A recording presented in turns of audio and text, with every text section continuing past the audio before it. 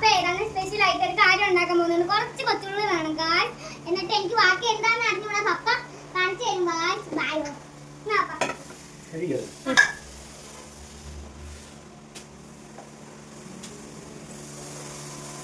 എന്താണെന്ന് അറിഞ്ഞൂടാ.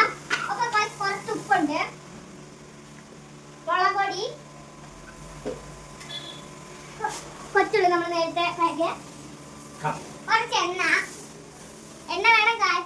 അതോ അമ്മച്ചിയും കൊച്ചും വലിയ ഇരിപ്പുണ്ട്. കുറച്ച്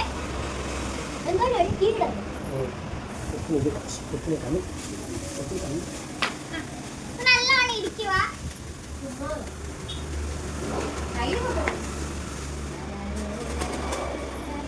നല്ലോണം കുളിക്കുക. എണ്ണത്തോട്ടിടുക. പിന്നെ നല്ലോണം ഇരിക്കുക. പിന്നെ നോക്കുക. എല്ലാം ആക്കി കഴിഞ്ഞു.